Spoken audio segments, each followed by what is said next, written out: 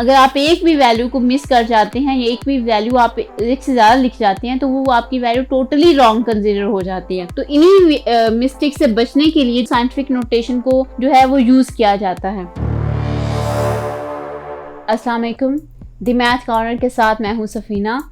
हमारा आज का टॉपिक है साइंसी तरकीब, जिसे आप इंग्लिश में साइंटिफिक नोटेशन भी कहते हैं।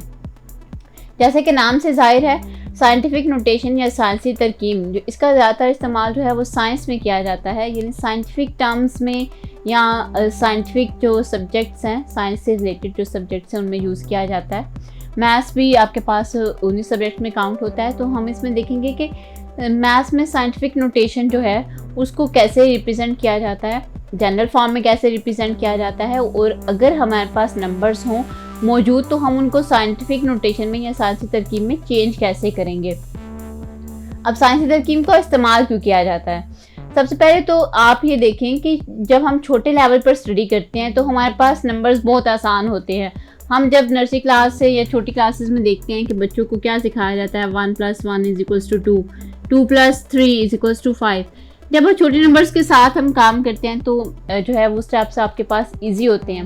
लेकिन जैसे जैसे आपकी स्टडी का लेवल जो है वो अप होता जाता है, वैसे वैसे आपकी जो बुक्स हैं या जो आपका सिलेबस है उसके अंदर इस्तेमाल होने वाली टर्मिनोलॉजीज, उनके अंदर इस्तेमाल होने वाले नंबर्स, उनके अंदर आने वाला मटेरियल जो है वो भी अप लेवल पे चला जाता है। तो इसी तरह जब हम साइंस या मैथ्स में जब हम थोड़ा सा अप लेवल पे जाते हैं तो हमारे पास नंबर्स जो हैं कुछ इस तरह से रिप्रेजेंट होते हैं। जैसे हमारे पास एक नंबर है कुछ इस तरह से, जैसे कहा जाता है कि सूरज का ज़मीन से जो फासला है, ठीक है, अर्थ का डिस्टेंस जो है वो सन से आपके पास 15 मिलियन है, तो उसको हम इस तरह से लिखते हैं। यहाँ पे हम कह सकते हैं कि बहुत बड़ी, इससे भी बड़ी वैल्यूज़ हो सकती हैं जिनको हमने लिखना होता है। मैथ्स में लिखते हैं, साइंस में हम उनको यूज़ करते हैं। इसके साथ साथ हमारे पास कुछ वैल्यूज़ ऐसी आती हैं जो बहुत ज़्यादा स्मॉल होती हैं, जिनको हम जैसे इस तरह से लिखते हैं 0.00000091, कुछ इस तरह की वैल्यू से भी हमारा वास्ता पड़ता है, जिनमें हमें क्या है कि लिखने के लिए हमें बहुत ज़्यादा एहतियात की ज़रूरत होती है। तो ऐसे नंबर्स में मिस्टेक से बचने के लिए, ऐसे नंबर्स को लिखने के लिए एक आसान तरीका जो है वो कहलाता है साइंसी तरकीब, या उसको इस्तेमाल किया जाता है ऐसे नंबर्स को आसान तरीके से लिखने के लिए, ताकि इनमें मिस्टेक जो है वो कम से कम हो। अब ये तरीका कैसे है कि आपके पास कोई भी नंबर है, आप उसको दो नंबर्स की प्रोडक्ट में लिखते हैं। आपके पास कोई भी नंबर है तो आप उसको जब साइंसी तरकीब में चेंज करते हैं तो उसको आप दो नंबर्स की प्रोडक्ट में लिखते हैं, जिसमें आपके पास एक कोई भी नंबर है, रियल नंबर आपके पास होता है जो कि लेस देन आपके पास 10 होता है, और ये ग्रेटर देन इक्वल टू 1 हो सकता है। कि आपके पास असल में ये 1 से लेकर 9 तक कोई भी नंबर है जो आपके पास एक ही जगह पर आएगा। 10 जो है ये आपके पास एक फिक्स नंबर है। आप 10 के पावर में कोई भी इंटीजर लेंगे, एंड जो है वो आपके पास सेट ऑफ इंटीजर से बिलोंग करता है, जो कि पॉजिटिव, जैसे कि आपको पता है इंटीजर्स में आपके पास पॉजिटिव नंबर्स भी होते हैं और नेगेटिव नंबर्स भी होते हैं। ये तो था इसको लिखने का एक जनरल फॉर्म। तो अभी हम देखते हैं कि अगर हमारे पास इस तरह के अगर नंबर हों तो हम उनको साइंसी तरकीब में कैसे लिख सकते हैं। हम इसी नंबर को ले लेते हैं, पहले इस नंबर को लेते हैं। सपोज कि आपके पास ये नंबर है, आप जानते हैं कि आपके पास जिस नंबर में कहीं पे भी आपको डेसिमल पॉइंट जो है या डेसिमल प्लेस शो नहीं हो रही होती, उसमें आपके पास डेसिमल पॉइंट जो है वो लास्ट पे होता है। तो आपने क्या करना है, जब आपने इस नोटेशन में लेके आना है तो फर्स्ट आपने नॉन जीरो नंबर देखना है आपकी टर्म के अंदर, आपकी उस वैल्यू के अंदर फर्स्ट नॉन जीरो नंबर। जैसे यहाँ पर मेरा नॉन जीरो फर्स्ट नंबर आ रहा है 1, तो मैंने क्या करना है, ये जो मेरा डेसिमल प्लेस है इसको मैंने मूव करना है इस नंबर की तरफ। अब एक चीज जो आपने यहाँ पे याद रखनी है, हमारी मूवमेंट जो है राइट टू लेफ्ट भी होगी। डेसिमल पॉइंट को जब हम मूव करेंगे और लेफ्ट टू राइट भी होगी, दोनों में थोड़ा सा डिफरेंस आता है इनको करने में।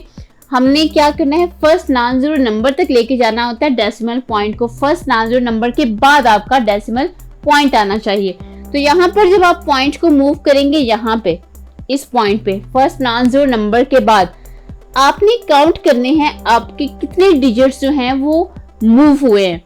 जैसे आपके पास 1 2 3 4 5 6 7 8, अगर मैं अपने इस डेसिमल प्लेस को यहाँ पर मूव करती हूँ तो मेरे पास कितने डिजिट्स जो है वो मैं मूव करूंगी। अब मुझे क्रॉस करके आना पड़ेंगे, वो हैं 8 डिजिट्स, 30 30 एंड 2, ये आपके पास जो है 8 डिजिट्स बन जाते हैं। तो मैं यहाँ पे पॉइंट मूव कर लिया मैंने, मेरे पास ये नॉन जीरो नंबर है, इसको भी मैं लिख लूँगी। बाकी जो नंबर्स हैं उनको आपको लिखने की ज़रूरत नहीं है।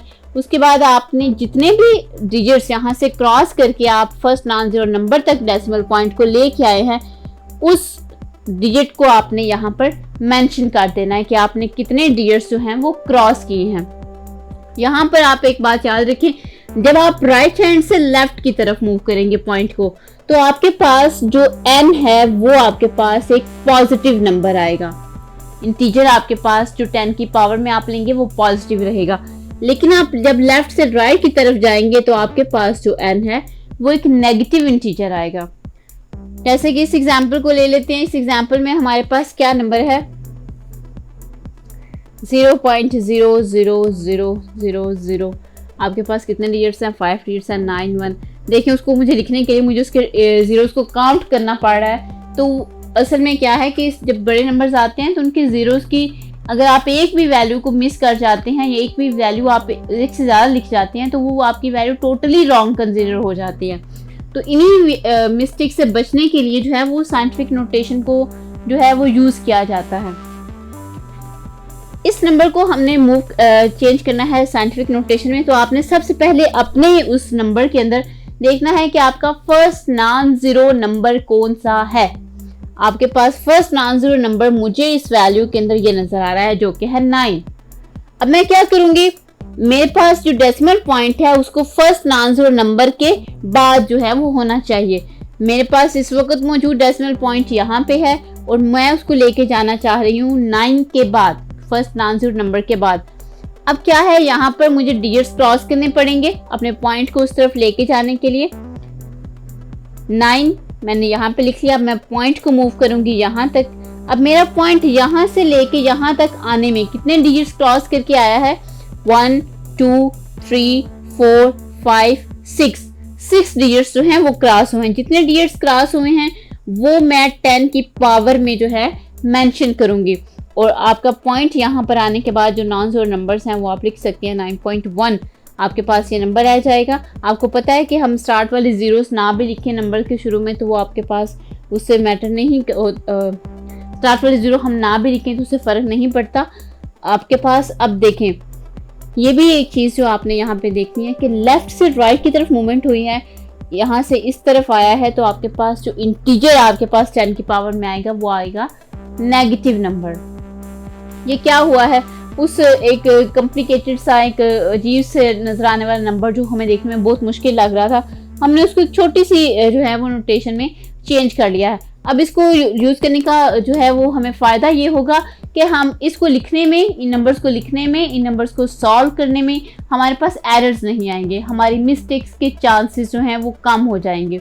क्योंकि बहुत सारे नंबर्स को जब आप इस तरह के फॉर एग्जांपल क्वेश्चंस में आपके पास बहुत सारे नंबर्स आ जाते हैं, जैसे लॉग के क्वेश्चंस हम करते हैं, लॉग के क्वेश्चन में स्टूडेंट्स बहुत ज़्यादा कंफ्यूज हो जाते हैं।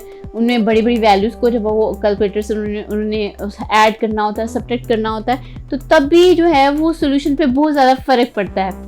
तो इससे सबसे बेहतरीन हल उन नंबर्स को सॉल्व करने का ये है कि उनको पहले साइंटिफिक नोटेशन या साइंसी तरकीब में चेंज किया जाए। आपके लिए भी मैं आपको एक टास्क देती हूँ, आपने कुछ नंबर्स को चेंज करके देखना है साइंटिफिक नोटेशन में। जैसे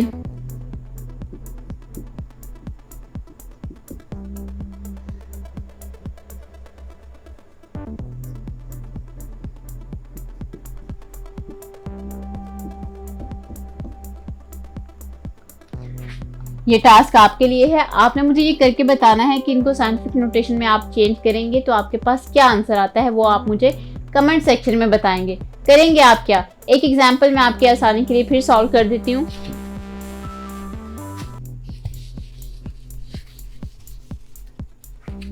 जैसे ये नंबर है 63.456।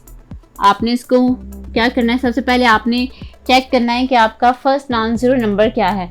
फर्स्ट नॉन ज़ीरो नंबर है 6, तो आपका पॉइंट जो है फर्स्ट नॉन ज़ीरो नंबर के बाद आना चाहिए। आप पॉइंट को मूव करेंगे, वो यहाँ पर आ जाएगा। जो बाकी रह जाने वाले नंबर हैं वो आपके पास ये हैं इंटू 10 रेज़ टू पावर। आपने जितनी प्लेसेस पॉइंट को मूव करवाए हैं, अगर वो राइट से लेकर लेफ्ट की तरफ हैं तो आप उसको पॉजिटिव में लिखेंगे, और अगर आपके पास वो लेफ्ट टू राइट है तो आपके पास नेगेटिव में आएगा। यहाँ पर आपके पास राइट टू लेफ्ट है तो इसलिए आपके पास +1, एक डिजिट क्रॉस होने की वजह से साथ क्या आ जाएगा, +1। अच्छा, इन नंबर्स को लिखने के लिए आपके पास अपनी चॉइस है, चाहे तो आप इनको पूरा लिखें और चाहे तो आप इनको राउंड ऑफ कर दें।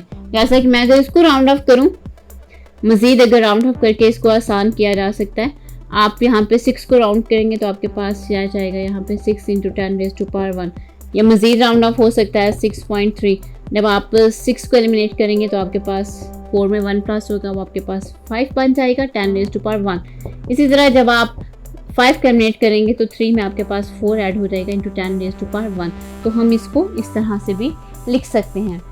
आप ये एग्जाम्पल और ये एग्जाम्पल आप खुद सॉल्व करेंगे और करके बताएंगे कि क्या आपको इसकी समझ आई है। ये थी हमारे साइंटिफिक नोटेशन या साइंसी तरकीब को लिखने का एक बेहद छोटा सा और आसान सा तरीका। अगर आपको इसमें कहीं पे भी कन्फ्यूजन फील हुई है तो आप हमें कमेंट सेक्शन में ज़रूर बताएं, और अगर आपको हमारी ये वीडियो अच्छी लगी है तो इसको लाइक भी करें और मज़ीद ऐसी वीडियोज़ के लिए हमारे चैनल को सब्सक्राइब करें। शुक्रिया।